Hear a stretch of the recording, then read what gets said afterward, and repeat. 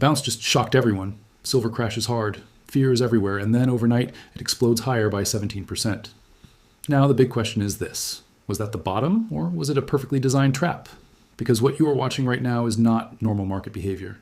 This kind of move doesn't happen randomly. It happens when pressure inside the system reaches a breaking point and somebody is forced to act.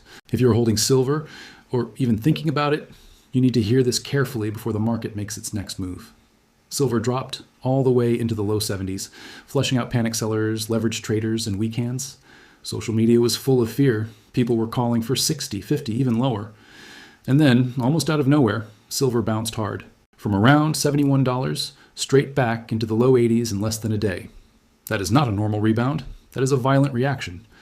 And violent reactions always tell a story if you know where to look. Before we go any further, if you find this kind of real-world market breakdown useful, take 1 second to hit like and subscribe. It helps the channel grow, and it helps more people see this analysis. This is Past and Profit, and here we focus on understanding what the market is actually doing, not just reacting to price. Now let's talk about what this bounce really means. In normal markets, bottoms form slowly. You see consolidation, you see volume dry up, you see price stabilize. This was different. This was a straight down crash, followed by a straight up snapback. That kind of price action usually comes from forced selling, not from a change in fundamentals. Margin calls, risk off liquidation, funds selling what they can, not what they want to sell. Silver is liquid, so it gets hit first. Here's the key detail most people are missing. While paper silver was crashing, physical silver was not breaking. In many parts of the world, dealers were sold out. Premiums stayed high. In some markets, people were lining up to buy metal even as the price collapsed on screens. That tells you something very important. The selling pressure was not coming from real metal hitting the market. It was coming from paper. And when paper selling reaches exhaustion, price doesn't gently recover. It snaps. That's what we just saw. A 17% bounce overnight is not retail buying. Retail doesn't move that fast. That kind of move happens when selling pressure suddenly disappears and shorts rush to cover. But here's where the trap question comes in. Not every bounce is a bottom. Sometimes the market gives you a violent relief rally, just enough to pull people back in before rolling over again. That's why we have to separate emotion from structure. Let's look at the bigger picture. Silver has been under extreme stress because it sits at the intersection of two worlds. It is both a monetary metal and an industrial metal. When markets panic, silver gets sold like a risk asset. But when the dust settles, the fundamentals don't disappear. Industrial demand doesn't vanish. Supply constraints don't magically fix themselves. Physical shortages don't resolve overnight. What we just witnessed looks very similar to past liquidity events. Think back to March 2020. Gold and silver both crashed with equities. People thought the metals story was over. Then, once forced selling ended, metals launched into a historic rally. The initial bounce didn't feel safe either. It felt confusing. That's how bottoms usually feel. At the same time, we have to be honest. Volatility like this means risk is still high. A 17% bounce does not automatically mean the danger is gone. It means pressure was released, not that the system is healthy again. If broader markets continue to unwind, silver could easily be dragged back down for another test. So what would confirm this bounce as a real bottom? First, price needs to hold above the recent lows. If silver comes back down and those lows hold, that is strength. Second, physical premiums need to stay firm. If paper price drops, but physical demand remains strong, that tells you the real market is absorbing supply. Third, we need to watch whether panic selling spreads into another asset class.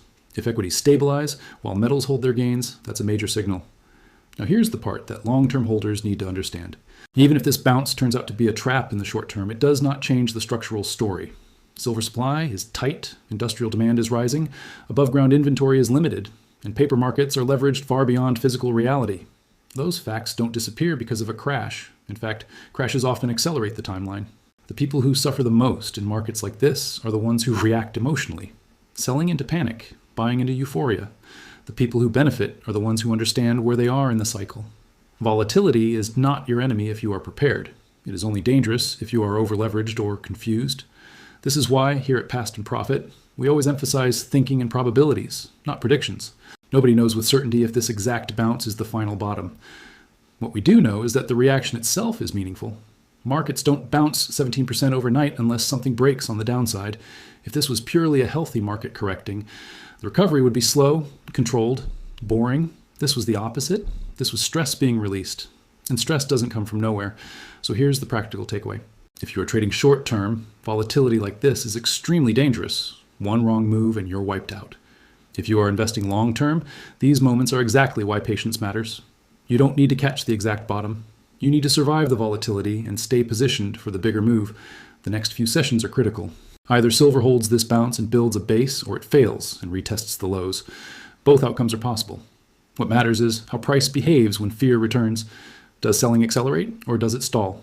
That will tell us if this was a bottom or just a trap. One thing is clear. This market is not calm. And calm markets don't create historic opportunities. Stress does. If you've been watching silver closely, I want to hear your thoughts. Do you think this bounce marks a real turning point, or do you think it's a temporary relief rally before another drop? Drop your view in the comments. Your perspective helps everyone think more clearly. And if you found this breakdown helpful, share this video with someone who's confused by what's happening right now.